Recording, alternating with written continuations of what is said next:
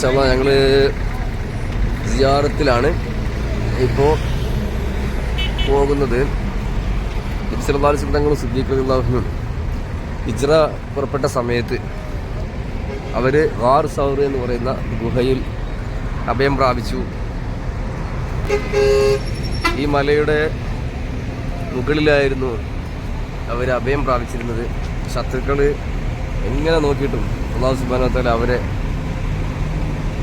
ശത്രുക്കളിൽ നിന്നും മറക്കുകയും അവരെ രക്ഷപ്പെടുത്തുകയും ചെയ്തിട്ടുള്ള മലയാണ് ഗാർ സൗർ എന്ന് പറയുന്ന മല. അവിടെ വെച്ചാണ് സിദ്ദീഖ് റളിയല്ലാഹു അൻഹുവിനെ കാലിൽ പാമ്പ് കൊത്തി എന്ന ചരിത്ര സംഭവമൊക്കെ ഉണ്ടായിട്ടുള്ളത്. ഞങ്ങൾ ആ മല കയറാൻ പോവാണ്. ഇൻഷാ അല്ലാഹ് അല്ലാഹു തൗഫീഖ് ചെയ്യട്ടെ.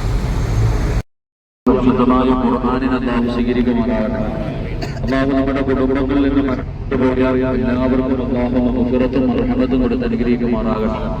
നമ്മുടെ ഇടതുഭാഗത്ത് കാണുന്നതാണ് ഏത് അല്ലാഹുവിന്റെ പ്രവാചകൻ സല്ലല്ലാഹു അലൈഹി വസല്ലമ തങ്ങളും മഹാനായ സയ്യിദുനാ അബൂബക്കർ സിദ്ദീഖ് റളിയല്ലാഹു തആല അൻഹു രണ്ടുപേരും താമസിച്ച ഗുഹയാണ് ആ ഇടതുഭാഗത്ത് ആ മലയുടെ മുകളിലുള്ളത്.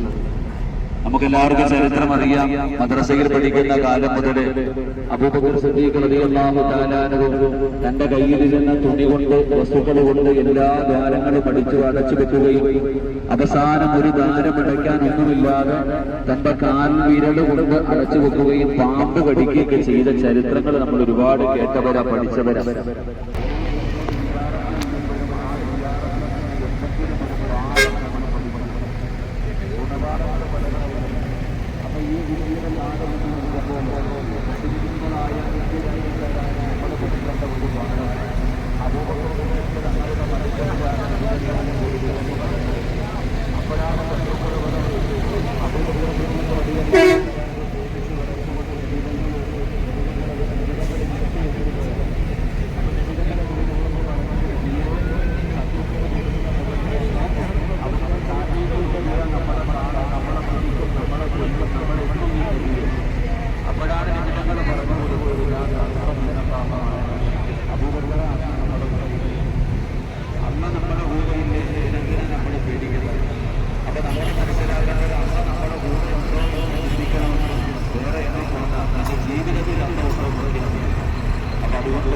ഏത് പ്രതിസന്ധിയിലും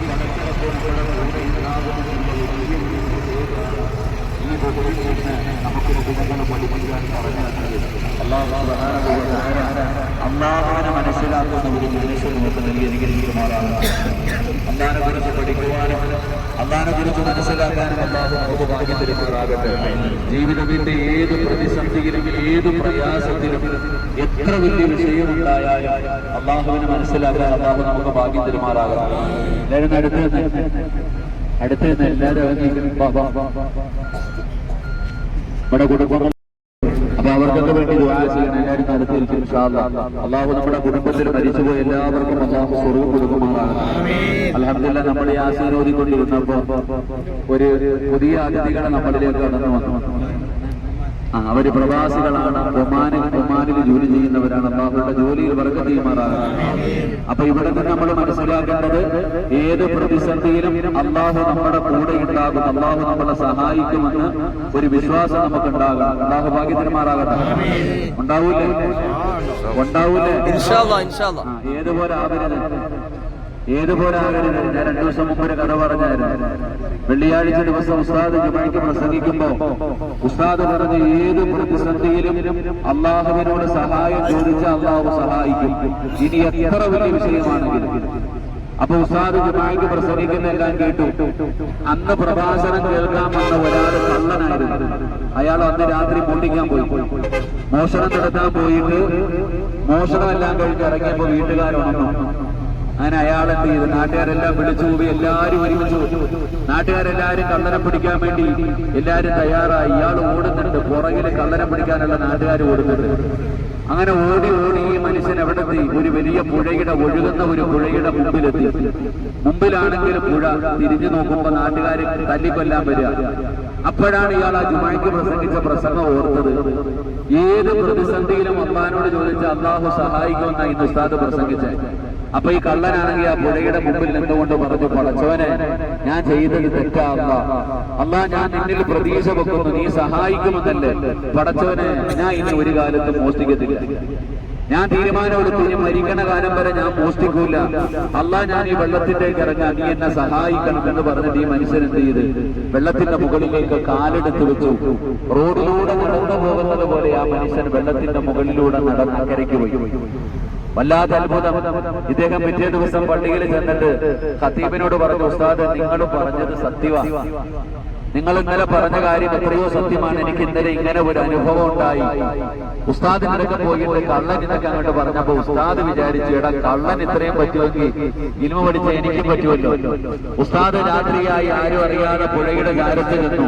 എന്നിട്ട് ഉസ്താദ് അള്ളാഹിനോട് പറഞ്ഞു, പടച്ചോനെ നീ എനിക്ക് കാണിച്ചു തരണം, നീ എനിക്ക് സഹായിക്കണം. അള്ളാഹുവെ ഞാൻ ഇറങ്ങാന്ന് പറഞ്ഞിട്ട് വെള്ളത്തിലോട്ട് ഇറങ്ങിയത് മാത്രമേ ഓർമ്മയുള്ളൂ. അള്ളാഹു ആദരിച്ചുമാറാകട്ടെ. ആരും കിട്ടിയില്ല, നിങ്ങളെന്തായാലും എനിക്ക് അതിഥികളായി കിട്ടിയതാ. അപ്പൊ നാളെ അള്ളാഹുടെ സ്വർഗത്തിൽ പോകുമ്പോ എനിക്കും വേണം, നിങ്ങൾക്കും വേണം. അള്ളാഹു ഭാഗ്യം തരുമാറാകട്ടെ. നമ്മുടെയൊക്കെ ആഗ്രഹം ദുനിയാവ് ആഫ്രവും രക്ഷപ്പെടണമെന്നല്ലേ? താത്താമാര് കേൾക്കുന്നുണ്ടോ? ദുനിയാവ് ആഫ്രവും രക്ഷപ്പെടണമെന്നല്ലേ? അള്ളാഹു രക്ഷപ്പെടുത്തുമാറാകട്ടെ. രക്ഷപ്പെടാനുള്ള വഴി പറഞ്ഞു തരട്ടെ? വേണോ വേണ്ട?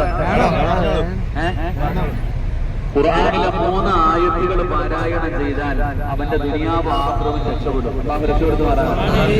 എത്ര ആയത്ത് പാരായണം ചെയ്യണം? എത്ര ആയത്ത്? നിങ്ങൾ പേടിക്കണ്ട, 3 ആയത്ത് നിങ്ങൾക്ക് അറിയണം. നിങ്ങൾക്ക് അറിയാത്ത ആയത്തൊന്നുമല്ല, എല്ലാവർക്കും അറിയുന്ന ആയത്താണ്. പക്ഷെ നമ്മൾ പാരായണം ചെയ്യില്ല. ഏതാണ് ആ 3 ആയത്ത്? നമ്മൾ ദുആ ചെയ്യാറുണ്ട്. ദുആ ചെയ്യുന്ന സമയത്ത് ആമീൻ ബിറഹ്മതിക യാ അർഹമർ റഹീമീൻ. പിന്നെന്താ പറയണേ? പിന്നെന്താ പറയണേ? സുബ്ഹാന റബ്ബിക റബ്ബിൽ ഇസ്സത്തി മാ യസിഫൂൻ വസല്ലമ അലാ ഖൈരി ഖൽഖിഹി സയ്യിദനാ മുഹമ്മദിൻ വആലിഹി വസഹബിഹി അജ്മഈൻ. ഇനി എന്താ പറയണേ? സുബ്ഹാന റബ്ബിക റബ്ബിൽ ഇസ്സത്തി മാ യസിഫൂൻ വസലാമുൻ അലൽ മുർസലീൻ വൽഹംദുലില്ലാഹി റബ്ബിൽ ആലമീൻ. സുബ്ഹാന റബ്ബിക റബ്ബിൽ ഇസ്സത്തി മാ യസിഫൂൻ വസലാമുൻ അലൽ മുർസലീൻ വൽഹംദുലില്ലാഹി. ഇത് എത്ര പേരാ പറയാറുള്ളത്? നമ്മളിൽ അധികം പേര് ഇത് പറയാറില്ല. എന്നാൽ ഇത് ഖുർആനിലെ 3 ആയത്തുകളാണ്. സൂറത്ത് സ്വാഫാത്ത്, യാസീൻ കഴിഞ്ഞാൽ അടുത്ത സൂറത്തിലെ 3 ആയത്തുകളാണ് സുബ്ഹാന റബ്ബിക റബ്ബിൽ ഇസ്സത്തി അമ്മാ യസിഫൂൻ വസലാമുൻ അലൽ മുർസലീൻ വൽഹംദുലില്ലാഹി റബ്ബിൽ ആലമീൻ. ഈ 3 ആയത്തുകൾ ആരെങ്കിലും പാരായണം ചെയ്താൽ, ദുആ ചെയ്തതിനു ശേഷം ഈ 3 ആയത്തുകൾ പാരായണം ചെയ്താൽ അവന്റെ ദുനിയാവ് ആഖിറവും രക്ഷപ്പെടും. അല്ലാഹു രക്ഷപ്പെടുത്തുമാറാകട്ടെ. ആമീൻ.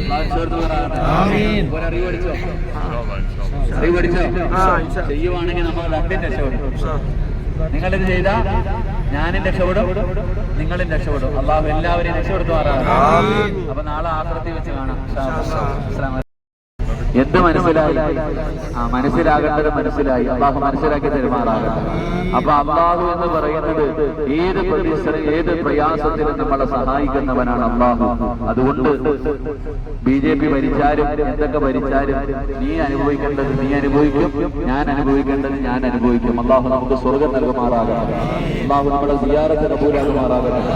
അൽഹംദുലില്ലാഹി അൽഹംദുലില്ലാഹി റബ്ബിൽ ആലമീൻ. അല്ലാഹുമ്മ സ്വല്ലി അലാ സയ്യിദിനാ മുഹമ്മദിൻ വഅലാ ആലി സയ്യിദിനാ محمد اللهم انزله المقعد المقرب عندك يوم القيامة. اللهم ابصر بسر ثواب ما قرأناه هذه هدية باصلة ورحمة نازلة وبركة شاملة منا إلى حضرة روح نبينا وحبيبنا وسيدنا مصطفانا محمد صلى الله عليه وسلم. رحمة رحيمമായ റബ്ബേ, ഞങ്ങളുടെ സിയാറത്തിനെ സ്വീകരിക്കണേ അല്ലാഹ്. അല്ലാഹുവേ, ഞങ്ങൾ വന്ന വഴി എത്രയ്ക്ക് നീ ഞങ്ങളുടെ സ്വർഗ്ഗത്തിലേക്ക് അടുപ്പിക്കണേ അല്ലാഹ്. ഞങ്ങളുടെ ചുവട്ടടികൾക്ക് പകരം ഞങ്ങളുടെ പാപങ്ങൾ നീ പൊറുക്കണേ അല്ലാഹ്.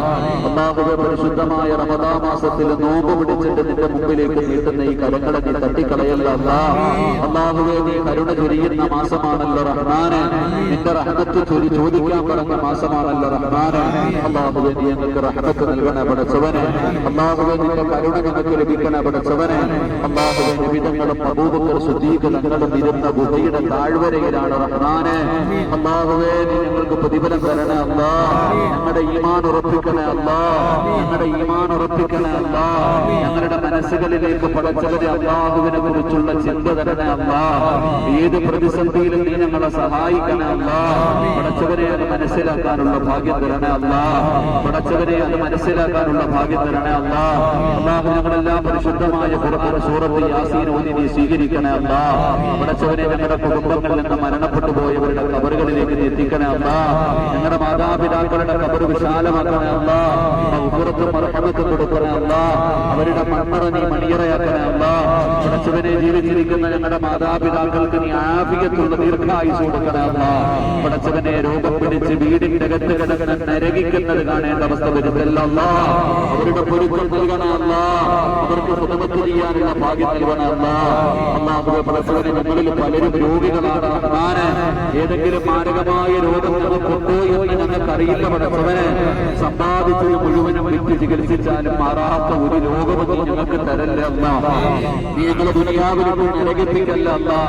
മറ്റുള്ളവർക്ക് ഭാരമാകുന്ന ജീവിതം നൽകല്ല അല്ലാ.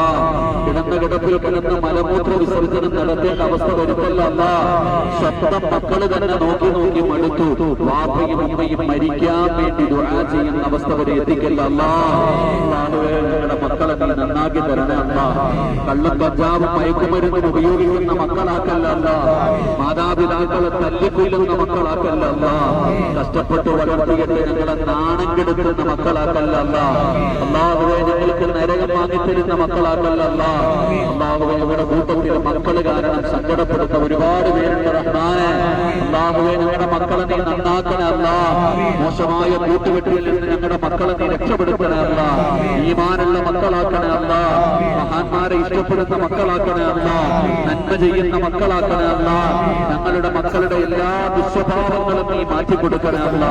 നിസ്കരിക്കുന്ന മക്കളാക്കണേ അല്ലാ. ഖുർആൻ ഓതുന്ന മക്കളാക്കണേ അല്ലാ. മാതാപിതാക്കളുടെ കാൽച്ചുവട്ടിലാണ് സ്വർഗ്ഗമെന്ന് ആ മക്കളുടെ ഹൃദയത്തിൽ നീ ഉറപ്പിച്ചു കൊടുക്കണേ അല്ലാ. മാതാപിതാക്കളെ കണ്ണുനീര് കുടിപ്പിക്കുന്ന മക്കളാക്കല്ല റബ്ബേ. അല്ലാഹുവേ പടച്ചവനെ ഇവിടെ ഒരുമിച്ച് കൂടിയ സഹോദരങ്ങളുടെ സഹോദരിമാർ ഞങ്ങളുടെ കുടുംബ ജീവിതത്തിൽ നീ ബർക്കത്ത് നൽകണേ അല്ലാ. ഈ സഹോദരിമാരിലേക്ക് ഭർത്താക്കന്മാരെ നന്നാക്കി കൊടുക്കണേ അല്ലാ. പടച്ചവനെ ഞങ്ങളുടെയൊക്കെ ഭാര്യമാരെ നീ സ്വാലിഹത്തുകളാക്കണേ അല്ലാ. അല്ലാഹുവേ പടച്ചവനെ എപ്പോ എവിടെ വെച്ചാണ് മരിക്കുന്നതെന്ന് ഞങ്ങൾക്ക് ആർക്കും അറിയില്ല അല്ലാ. ഞങ്ങളുടെ ആക്കിപത്ത് നീ നന്നാക്കണേ അല്ലാ. ഈമാനുള്ള മരണം തരണേ അല്ലാ. ഈമാനുള്ള മരണം തരണേ അല്ലാ. ഷഹീദിന്റെ കൂലി കിട്ടുന്ന മരണം തരണേ അല്ലാ. പടച്ചവനെ ഞങ്ങൾ ആരെയും നീ കടക്കാരാക്കി മരിപ്പിക്കണ്ട. ആരെയും നീ കടക്കാരാക്കി മരിപ്പിക്കണ്ട. അക്കടപാടുകൾ തീർത്ത് മരിക്കാൻ ഭാഗ്യം തരണേ അല്ലാ. 40 പേര് നല്ലത് പറയുന്ന മരണം നൽകണേ അല്ലാ. 100 പേരിൽ കൂടുതൽ ഞങ്ങളുടെ മയ്യത്ത് നിസ്കരിക്കണേ അല്ലാ. മഹാനായ ഹിദർ നബി അലൈഹിസ്സലാം ഞങ്ങളുടെ മയ്യത്ത് നിസ്കാരത്തിൽ പങ്കെടുക്കണേ അല്ലാ. അല്ലാഹുവേ പടച്ചവനെ ഞങ്ങളുടെ ജനാസ ഖബറടക്കാൻ മലക്കുകൾ വരണേ. ആകാശത്തു നിന്ന് നീ മലക്കുകളെ കൊണ്ടുവരണേ അല്ലാ. അല്ലാഹുവേ പടച്ചവനെ ദുആ നീ കബൂലാക്കണേ അല്ലാ. അല്ലാഹു ഇവിടെ ഒരുമിച്ച് കൂടി ഞങ്ങളിൽ പലരും രോഗങ്ങൾ കൊണ്ട് ബുദ്ധിമുട്ടുന്നുണ്ട്. ശിഫ നൽകണേ അല്ലാ. രോഗികളായി ഹോസ്പിറ്റലിൽ കഴിയുന്നവരുടെ ശിഫ നൽകണേ അല്ലാ. ഞങ്ങളോട് ഒരുപാട് പേര് ദുആ കൊണ്ട് വസിയ്യത്ത് ചെയ്തവരുണ്ട് റഹ്മാനെ. ഞങ്ങൾ ദുആ ചെയ്യാമെന്ന് പറഞ്ഞവരുണ്ട് റഹ്മാനെ. അവരുടെ പ്രയാസങ്ങൾ മാറ്റണേ പടച്ചവനെ. അവരെ ഈ മണ്ണിലെത്തിക്കണേ പടച്ചവനെ. അല്ലാഹുവേ ഇന്ന് ആരെല്ലാം ഇവിടെ ഒരുമിച്ച് കൂടിയോ ഞങ്ങൾക്ക് ഹജ്ജ് ചെയ്യാനുള്ള തൗഫീഖ് തരണേ അല്ലാ. ഞങ്ങൾക്ക് ഹജ്ജ് ചെയ്യാനുള്ള തൗഫീഖ് നൽകണേ അല്ലാ. അല്ലാഹുവേ ഞങ്ങളുടെ ഉസ്താദന്മാരെ നീ അനുഗ്രഹിക്കണേ അല്ലാ. ഇതിന്റെ അമീറന്മാരെ നീ അനുഗ്രഹിക്കണേ അല്ലാ. അവരുടെ ഖിദ്മത്തുകൾ സ്വീകരിക്കണേ അല്ലാ. അല്ലാഹുവേ പ്രവാസികളായ ഒമാനിൽ നിന്ന് വന്ന സഹോദരങ്ങളുടെ സഹോദരിമാരെ നീ അനുഗ്രഹിക്കണേ അല്ലാ. അവരുടെ പ്രവാസ ജീവിതത്തിൽ നീ ബർക്കത്ത് നൽകണേ അല്ലാ. അവരുടെ ജോലിയിൽ സ്ഥിരത കൊടുക്കണേ അല്ലാ. അപകടങ്ങളെ തൊട്ട് കാക്കണേ അല്ലാ. അല്ലാഹുവേ പടച്ചവനെ പെട്ടെന്നുള്ള മരണങ്ങൾ, അപകട മരണങ്ങൾ, ദുർമരണങ്ങൾ നീ ഞങ്ങളെ കാക്കണേ അല്ലാ. മയ്യത്ത് പോലും നല്ല നിലയിൽ കുളിപ്പിക്കാൻ കഴിയാത്ത നീ ഞങ്ങളെ മരിപ്പിക്കല്ലേ അല്ലാ. അല്ലാഹുവേ ഞങ്ങൾ ജനങ്ങളെ കാണിക്കാതെ പെട്ടെന്ന് കൊണ്ടുപോയി കബറടക്കുന്ന മരണം തരല്ലേ അല്ലാ. അല്ലാഹുവേ ഞങ്ങളെ പെട്ടെന്ന് മരിപ്പിച്ചിട്ട് ഞങ്ങളുടെ മക്കളെ നീ യതീമീങ്ങളാക്കല്ല അല്ലാ. അല്ലാഹുവേ ഞങ്ങളുടെ ഭാര്യമാരെ വിധവകളാക്കല്ല പടച്ചവനെ. അല്ലാഹുവേ ഞങ്ങളുടെ മക്കളെ ഞങ്ങൾക്ക് വല്ലാത്ത ഇഷ്ടമാണ് റഹ്മാനെ. ഞങ്ങൾ ജീവിച്ചിരിക്കുമ്പോ ഉള്ള തുണിയിൽ പൊതിഞ്ഞ് ഞങ്ങളുടെ മുമ്പിൽ കൊണ്ടുവന്ന് വെക്കല്ലേ അല്ലാ. ഞങ്ങളുടെ മക്കളെ മയ്യത്ത് ഞങ്ങളെ കൊണ്ട് തന്നെ കബറടക്കിപ്പിക്കല്ല റബ്ബേ. അല്ലാഹുവേ നിന്റെ മുമ്പിൽ ഉയർത്തുന്ന ഈ കരങ്ങളും ലോകത്തൊരാളുടെ മുമ്പിലും നീട്ടി യാചിക്കണ്ട. ആരുടെ മുമ്പിലും നീ ഞങ്ങളെ നാണം കെടുത്തല്ല അല്ലാ. ആരുടെ മുമ്പിലും തലകുനിച്ച് നിൽക്കേണ്ട അവസ്ഥ വരുത്തല്ല അല്ലാ. അല്ലാഹുവേ നീ പൊരുത്തപ്പെട്ടവരുടെ കൂട്ടത്തിൽ ഞങ്ങളെ പെടുത്തണേ റഹ്മാനെ. അല്ലാഹുവേ പടച്ചവനെ നിബിധങ്ങളുടെ പൊരുത്തം തരണേ അല്ലാഹ്, നിബിധങ്ങളുടെ സ്നേഹം തരണേ അല്ലാഹ്, നിബിധങ്ങളുടെ സ്നേഹം തരണേ അല്ലാഹ്, നബിയുടെ ശഫാഅത്ത് നൽകണേ അല്ലാഹ്. ഞങ്ങളുടെ മനസ്സുകളെ നീ നന്നാക്കണേ തമ്പുരാനെ. അല്ലാഹു ദുആഇനെ കബൂലാക്കണേ പടച്ചവനെ. ഇത് കേവലം ഒരു ടൂറാക്കല്ല പടച്ചവനെ, കേവലം ഒരു സിയാറത്താക്കല്ല പടച്ചവനെ, ജീവിതത്തിൽ മാറ്റം വരുന്ന യാത്രയാക്കണേ പടച്ചവനെ. അല്ലാഹു ഞങ്ങളുടെ നോമ്പ് കബൂലാക്കണേ അല്ലാഹ്. ഞങ്ങളുടെ മുഖത്തേക്ക് തന്നെ വലിച്ചെറിയല്ലേ അല്ലാഹ്, ഞങ്ങളുടെ മുഖത്തേക്ക് തന്നെ വലിച്ചെറിയല്ലേ അല്ലാഹ്. ഇത് വെറുതെ പട്ടിണി ഇരുന്നതാക്കല്ലേ റഹ്മാനെ. അല്ലാഹുവേ പടച്ചവനെ, നാളെ നിന്റെ ജന്നാത്തിൽ ഫിർദൗസിൽ നീ ഇഷ്ടപ്പെട്ടവരോടൊപ്പം ഞങ്ങളെ ഒരുമിച്ച് കൂട്ടണേ തമ്പുരാനെ. അല്ലാഹു ദുആഇനെ കബൂലാക്കണേ റഹ്മാനെ. അല്ലാഹുവേ ഞങ്ങളെ ഇവിടെ എത്തിച്ച ട്രാവൽസുകൾ നീ അനുഗ്രഹിക്കണേ റഹ്മാനെ. അവർക്ക് നീ അർഹമായ പ്രതിഫലം കൊടുക്കണേ അല്ലാഹ്. അല്ലാഹുവേ പടച്ചവനെ, ഈ ദുആഇനെ കബൂലാക്കണേ റഹ്മാനെ. അല്ലാഹുവേ റബ്ബിർഹംഹുമാ കമാ റബ്ബയാനി സഗീറ. അല്ലാഹുവേ പടച്ചവനെ, ഒരു സഹോദരൻ ഹോസ്പിറ്റലിലാണ് ദുആ ചെയ്യാൻ പറഞ്ഞത്, ശിഫ കൊടുക്കണേ അല്ലാഹ്, ആഫിയത്ത് കൊടുക്കണേ അല്ലാഹ്. اللهم ربنا تقبل منا انك انت السميع العليم وتب علينا انك انت التواب الرحيم. اشهد ان لا اله الا الله استغفر الله اسالك الجنه واعوذ بك من النار. اشهد ان لا اله الا الله استغفر الله اسالك الجنه واعوذ بك من النار. اشهد ان لا اله الا الله استغفر الله اسالك الجنه واعوذ بك من النار. اللهم ارحمني يا ارحم الراحمين. اللهم ارحمني يا ارحم الراحمين. اللهم ارحمني يا ارحم الراحمين. آمين برحمتك يا أرحم الراحمين. صلى الله عليه وسلم. هذا البر والتقوى من العمل ما تحب وترضى. എല്ലാവരും സൗരമല കയറില്ലേ? അത് കയറിയ മാതിരി വിചാരിച്ചാൽ മതി. ആ രണ്ട് മലകളിൽ നമ്മൾ ആദ്യം ഈ വന്ന് കണ്ടത് ജബൽ സൗർ, റസൂലുള്ളാഹി സ്വല്ലല്ലാഹു അലൈഹി വസല്ലമയെ സംരക്ഷിച്ച മല. ഈ മലയിലേക്ക് നമ്മൾ ഈ ഒരു യാത്ര നടത്തുമ്പോൾ, അഥവാ ജഹറാന ഉംറക്ക് വേണ്ടി പോകുമ്പോൾ നമ്മളെ പാക്കേജിൽ കൊടുക്കുന്ന ഒരു സർവീസാണിത്. അതില് ജബൽ സൗർ, ജബൽ നൂർ ഒക്കെ താഴെ നിന്ന് കാണിച്ചു കൊടുക്കുന്ന ഒരു സിസ്റ്റമാണുള്ളത് ഇത് പാക്കേജിൽ. എന്തുകൊണ്ട്? 50 ആളുകൾ വന്നു കഴിഞ്ഞാൽ അവരോട് നാട്ടിൽ നിന്ന് തന്നെ ജബൽ സൗർ കയറാനും ജബൽ നൂറ് കയറാനും ഫണ്ട് വാങ്ങാൻ പറ്റില്ല. അത് പാക്കേജിൽ ഉൾപ്പെടുത്താൻ പറ്റില്ല. കാരണം 50 ആളുകൾ മല കയറൂല.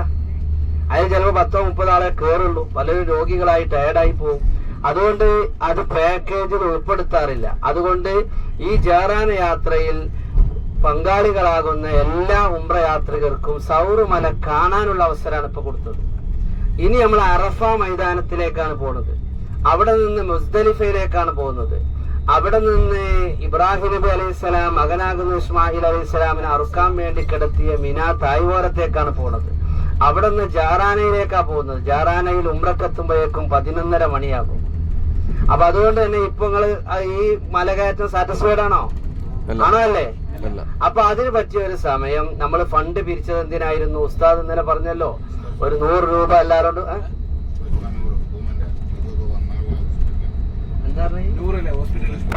ഒരു ഹോസ്പിറ്റലാണ് വലപ്പുറ ഭാഗത്ത് മുസ്തഷ്ഫ നൂറ്. അപ്പൊ ശ്രദ്ധിക്കുക, നമ്മളെ ഈ യാത്രയില് നിങ്ങളോട് 100 രൂപ വാങ്ങിയതിൽ പെട്ടതാണ് നമ്മളെ ജബൽ നൂറ് കയറുക എന്നുള്ളത്. അപ്പൊ പൈസ വാങ്ങിയത് എക്സ്ട്രാ പാക്കേജിനാണ്. എക്സ്ട്രാ പാക്കേജ് അതിന് കയറാൻ കഴിയുന്ന ആളുകൾ ഏറ്റവും നമ്മൾ പോലാണ്. പിന്നെ അതേപോലെ തന്നെ സൗർ, പിന്നെ ത്വായിഫ്, ഹുദൈബിയ, അതൊക്കെ അതിന്റെ വേറെ ഭാഗമാണ്. ഇന്നത്തെ യാത്ര നമ്മൾ കമ്പനി സാധാരണ നമ്മളെ കൊടുക്കുന്നതാണ്. ആ കൊടുക്കുന്നതിൽ എല്ലാവർക്കും ഇത് കിട്ടാൻ വേണ്ടിയിട്ടാണ് ഈ 2 മല പ്രായമുള്ളവർക്ക് കാണണ്ടേ. കയറാൻ എന്താണ്, അതിന് കുറച്ച് സമയം എടുക്കണം. അത് ഒന്നുകിൽ സുബഹിന്റെ ശേഷം അല്ലെങ്കിൽ രാത്രി മുത്തായം കഴിച്ചിട്ട്. എന്റെ നാട്ടിലൊക്കെ മുത്തായം ഇല്ല, നിങ്ങളുടെ നാട്ടിൽ മുത്തായം ഉണ്ടാവുള്ളൂ. അപ്പൊ ആ മുത്തായം കഴിച്ചിട്ട് ഒരു 10-10:30 ആകുമ്പോൾ അത് കയറിയാല് സുഖമായിട്ട് കയറി ഇറങ്ങാൻ പറ്റുന്നവർക്ക് കയറാം. സൗർ ഇച്ചിരി കുറച്ച് പ്രയാസമുള്ളതാണ്. നല്ല കയറ്റം ഉണ്ടാവും. ഇറങ്ങുമ്പോ കാല് മുട്ട് വറക്കും. ജബൽ നൂറ് മലകളിൽ സുന്നത്തായ ഒരു മലയാണ്. അത് കയറുന്നത് നല്ലതാണ്. അപ്പൊ നമ്മളെ പാക്കേജിൽ ഉൾപ്പെടുത്തിയത് ജബൽ നൂറാണ്. അല്ലാഹു തആല അത് കയറാനുള്ള തൗഫീഖ് ചെയ്യട്ടെ. അദ്രാജിന്റെ പള്ളിയാണ്. പിന്നെ വലത്തെ ഭാഗത്ത് നോക്കും മയ്യത്ത് കുറിപ്പിക്കുന്ന പള്ളി. അപ്പോ ഇതൊക്കെയാണ് നമ്മളെ ഒരു സിസ്റ്റം. പിന്നെ ശ്രദ്ധിക്കുക, ഇനി നമ്മൾ പോകുന്നത് ജബലു റഹ്മ എന്ന് പറയുന്ന ഒരു മലയുടെ താഴ്ഭാഗത്തേക്കാണ്. ജബലു റഹ്മ. സൗറുമലനെ കുറിച്ച് ഏകദേശമൊക്കെ മനസ്സിലായില്ലേ? അതിന്റെ കഥയൊക്കെ അറിയില്ല. അബൂബക്കർ റളിയല്ലാഹു അൻഹുവിന്റെ കാലിന് പാമ്പ് കൊത്തി. നിങ്ങൾ നോക്കണം, ആ മലയുടെ മുകളിലേക്ക് റസൂലുള്ള പോകുമ്പോ കയറാൻ കഴിയാത്തപ്പോ റസൂലുള്ളാഹി സ്വല്ലല്ലാഹു അലൈഹി വസല്ലമ കുറെ മുകളിലെത്തിയപ്പോ പ്രയാസപ്പെട്ടു. സിദ്ദീഖുൽ അക്ബർ ചുമല് വിരിച്ചു കൊടുത്തു. ഹബീബ് റസൂലുള്ളാഹി കയറിയിട്ട് സിദ്ദീഖുൽ അക്ബർ എന്താ പറഞ്ഞതറിയോ? മഹാനായ സയ്യിദുനാ സിദ്ദീഖുൽ അക്ബർ എന്ന് പറഞ്ഞു, നബിയെ ഇങ്ങനെ ആ ഗുഹക്കകത്ത് ഇപ്പൊ കയറരുത്, നിങ്ങൾ പുറത്തു നിൽക്കണം, ഞാൻ ഗുഹാമുഖം ഒന്ന് പരിശോധിക്കട്ടെ. അപ്പൊ ഗുഹാന്റെ ഉള്ളിലേക്ക് കയറി. സിദ്ദീഖുൽ അക്ബർ നോക്കിയപ്പോ അതിന്റെ ഉള്ളിലൊക്കെ പ്രത്താണ്. ആ പ്രത്തിൽ ഇങ്ങനെ നോക്കുമ്പോ എന്ത് ചെയ്യും, റസൂലുള്ളാഹിനെ വല്ലതും കടിച്ചാലോ എന്ന് വിചാരിച്ചിട്ട് ആ സ്നേഹം നോക്കണം, ആ മഹബത്ത് അവിടെ തുണി കീറുകയാണ്. അദ്ദേഹം ധരിച്ച തുണി കീറിയിട്ട് ആ പൊത്തടച്ചു. 1, 2, 3 എത്ര പൊത്തുകൾ, അതൊക്കെ തുണി കൊണ്ട് കീറി അടച്ചപ്പോ പിന്നെ അടക്കാൻ ഒരു പൊത്ത് ബാക്കിയുണ്ട്. അപ്പൊ തുണി കീറിയാൽ ഔറത്ത് കണ്ടു.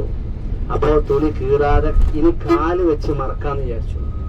അങ്ങനെ പുറത്തേക്കൊന്നും ലഭിക്കാത്ത അത്ര ആള് വന്നിട്ട് ഗുഹാമുഖം അരിച്ച് പൊറുക്കിയപ്പോ അവിടെ കണ്ട സംഭവം എന്താ വെച്ചാൽ ഒരു ചിലന്തി വല നെയ്തു. ഇല്ലേ, കേട്ടില്ലേ നിങ്ങളെ? പറഞ്ഞില്ലേ, ഒരു ചിലന്തിയുടെ വല. പിന്നെ അവിടെ ഒരു പ്രാവ് മുട്ടയിട്ട് അടയിരിക്കും. ഇത് രണ്ടും കണ്ടപ്പോ അബൂജഹൽ പറഞ്ഞു, ഇതിന്റെ ഉള്ളിൽ ആരും ഇല്ല, നമുക്ക് പോകാന്നാണ് തിരിച്ചു പോയത്. അപ്പോഴാണ് സിദ്ദീഖുൽ അക്ബർ ഒരു ആശങ്ക പ്രകടിപ്പിച്ചത്, നബി അവിടെ കാലനക്കമുണ്ട്, എനിക്ക് പറ്റിയാലും നിങ്ങൾ മരിച്ചാൽ ഞാൻ മരിച്ചാലും നിങ്ങൾക്കൊരു പോറലും സംഭവിക്കാം.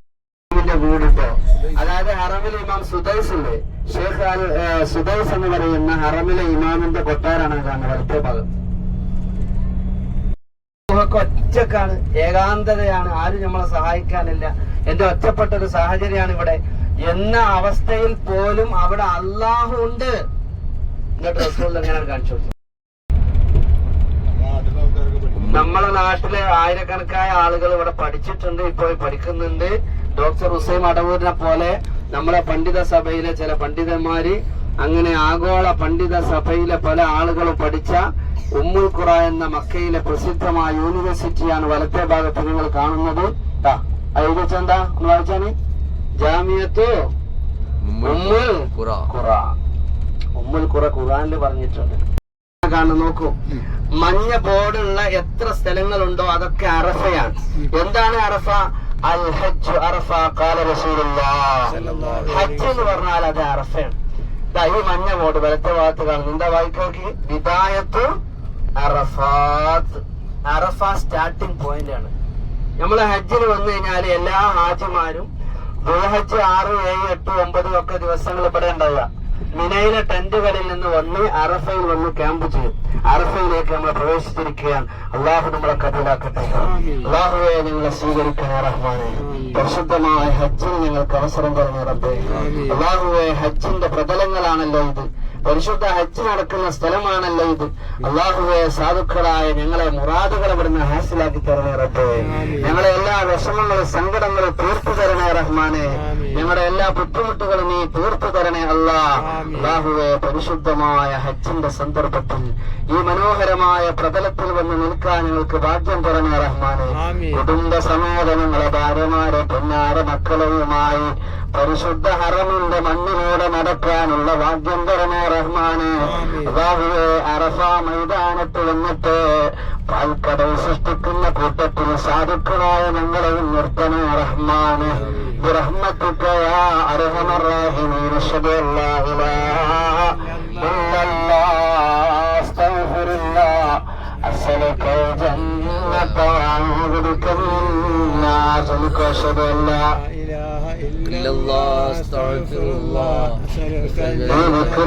ഈ പ്രാർത്ഥന നടത്താൻ ആര് പുഷ്കു കാണിക്കുന്നത്? റമളാനിൽ ധാരാളം ചെല്ലേണ്ട ഒരിതാണിത്. أشهد أن لا إله إلا الله أستغفر الله أسألك الجنة وأعوذ بك من النار. أشهد أن لا إله إلا الله أستغفر الله أسألك الجنة وأعوذ بك من النار. അറഫയിൽ ആദ്യമായി എത്തുന്നത് സയ്യിദുനാ ആദം. രണ്ടാമത് എത്തുന്നത് സയ്യിദുനാ ഖലീലുല്ലാഹി ഇബ്രാഹിം മഹാനായ ഇബ്രാഹിം നബി അലൈഹിസ്സലാം മക്കയിലെ കഅബയുടെ മുറ്റത്തേക്ക് വരുന്നത് ഒരു കുഞ്ഞിനെ താങ്ങി പിടിച്ചുകൊണ്ടാണ്. ആരാണ് ആ കുഞ്ഞെന്നറിയുമോ? സയ്യിദുനാ ഇസ്മാഈൽ അലൈഹിസ്സലാത്തു വസ്സലാമിയുമായി ഇറാഖിലെ ഊർ പട്ടണത്തിൽ നിന്ന് ബാബിലോണിയൻ മെച്ചപ്പെട്ട സംസ്കാരമുള്ള ഇറാഖിന്റെ ഊർ പട്ടണത്തിൽ നിന്ന് 5000 കിലോമീറ്റർ നടക്കുകയാണ് സയ്യിദുനാ ഖലീലുല്ലാഹ്. ആദ്യം ജോർദാനിലേക്ക്, പിന്നീട് അമ്മാനിലേക്ക്, പിന്നീട് പലസ്തീനിലേക്ക്. അങ്ങ് നടന്നു പോകുമ്പോ സയ്യിദത്തുനാ ബീവി ഹാജറിന്റെ കയ്യില് പൊന്നുമോൻ ഇസ്മായിലുണ്ട്. പക്ഷേ തളർന്നു പോയ ഹാജറ ബീവി തളർന്നപ്പോ ഭർത്താവായ ഇബ്രാഹിം നബി അലൈഹിസ്സലാം ഒരു കുട്ടയെടുക്കുകയാണ്. ആ കുട്ടയിൽ ഭാര്യയെ ഇരുത്തുന്നു. ഭാര്യയുടെ മടിയിൽ ഇസ്മായിൽ അലൈഹിസ്സലാമിനെ കൊടുക്കുന്നു. എന്നിട്ട് തലയിലേറ്റുന്നു സയ്യിദുനാ ഖലീലുല്ലാഹ്. എന്റെ പ്രിയപ്പെട്ട ഭാര്യയെയും കുഞ്ഞിനെയും തലയിൽ ചുമന്ന് 5000 കിലോമീറ്റർ നടന്ന് പരിശുദ്ധ കഅബാലയം പിടിച്ച മഹാനാണ് സയ്യിദുനാ ഖലീലുല്ലാഹ്. ഇബ്രാഹിം നബി അലൈഹിസ്സലാം ലോകത്ത് പിറക്കുന്നത് താറഹ് എന്ന് പറയുന്ന പിതാവിൽ നിന്നാണ്. അവിടുത്തെ പിതാവ് നല്ല മനുഷ്യനായിരുന്നു. പക്ഷേ താറഹ് പെട്ടെന്ന് മരണപ്പെട്ടു പോയി. പക്ഷേ ഇബ്രാഹിം നബി അലൈഹിസ്സലാമിന്റെ വാപ്പ എന്ന് അറിയപ്പെടുന്ന ആള് ആസർ എന്ന് പറയുന്ന ആളാണ്.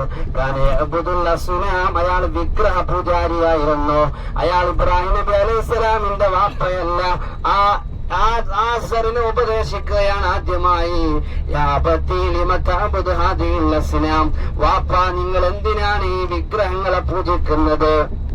കാരണം അന്ന് ഇബ്രാഹിം നബിന്റെ കാലത്ത് 5000 ദൈവങ്ങളാ, ഓരോ നിലക്കുള്ള ദൈവങ്ങളും. കല്ല്, കരട്, കാഞ്ഞിരക്കുറ്റി മുതൽ മുള്ള, മുരട്, മൂർഖൻ, പാമ്പ് വരെയുള്ള വസ്തുക്കൾ ആരാധിച്ച ആ സമൂഹത്തിന്റെ മുമ്പിലേക്ക് തൗഹീദിന്റെ അമര സന്ദേശവുമായി കടന്നു ചെന്ന പ്രവാചകനാണ് സയ്യിദുനാ ഖലീലുല്ലാഹ്. നിങ്ങൾ ആലോചിച്ച് നോക്കിയാണ് ഇബ്രാഹിം നബിനെ ദർശിക്കുന്നത് എവിടെ അറിയോ? ഉമ്മ പ്രസവിച്ചപ്പോ ശത്രുക്കൾ അപായപ്പെടുത്തുന്നു വിചാരിച്ചിട്ട് ഒരു ഗുഹന്റെ ഉള്ളിൽ കൊണ്ടുപോയിരുത്തീന. എന്നിട്ട് ആ ഗുഹന്റെ മുഖത്ത് ഇബ്രാഹിം നബി പള്ളിയാണ് അറഫയിലെ പള്ളി, മസ്ജിദുൽ നമിറ. ഹജ്ജിന് വന്ന ആളുകൾ അവിടെ പ്രാർത്ഥനക്കിരിക്കും. അവിടുന്ന് കുറച്ച് ആറ്റിപ്പടെ ശ്രദ്ധിക്കണം. എന്താ പറയുക, അറഫ അല്ല, അതിന്റെ 1/4 ഭാഗം മാത്രമേ അറഫ ഉള്ളൂ. 1/4 ഭാഗം അറഫ എന്നുള്ള ബോർഡ് കാണണ്ടോ? ഒരു മഞ്ഞ ബോർഡ്. അത് ആ പള്ളിയുടെ എത്രയുള്ള എനിക്ക് 1/4 ഭാഗമേ ഉള്ളൂ. 1/4 ഭാഗം അറഫയുടെ പുറത്താണ്. അവിടെ ഒരാള് ഹജ്ജിന്റെ സമയത്ത് ആ പള്ളിയിൽ പോയി കുത്തിർന്നാൽ, അതായത് ഈ ബോർഡിന്റെ പുറത്ത് ഈ സൈഡിൽ പോയി ഇരുന്നാൽ ലാ ഹജ്ജ ലഹു എന്ന് പറഞ്ഞാല് ഹജ്ജ് കിട്ടൂല. അപ്പൊ ബുദ്ധി വർക്ക് ചെയ്യണം. ഇവിടെ എത്തുമ്പോ ആ പള്ളിയിൽ എവിടെയും മൂലൊക്കെ കുത്തിർന്ന് ഞാൻ ഒന്ന് ഉറങ്ങാന്ന് വിചാരിച്ചിട്ട് കാര്യമല്ല. ഈ ഹജ്ജിന്റെ സമയത്ത് ഇവിടെ വന്നിട്ട് ആ പള്ളിയുടെ 1/4 ഭാഗം മാത്രമേ അറഫയിൽ പെടുള്ളൂ.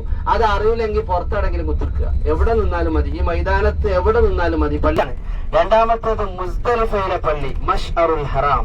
മൂന്നാമത്തേത് മിനയിലെ പള്ളി, അതേതാ മസ്ജിദുൽ ഖൈഫ്. ഇങ്ങനെ 3 പള്ളി. ഏതൊക്കെയാന്ന് പറഞ്ഞാണ്? ഒന്ന് മസ്ജിദുൽ നമിറ, നല്ല ഉറക്കിലാണല്ലോ. ഒന്ന് മസ്ജിദുൽ നമിറ, ഒന്ന് മഷ്അറുൽ ഹറാം, പിന്നെ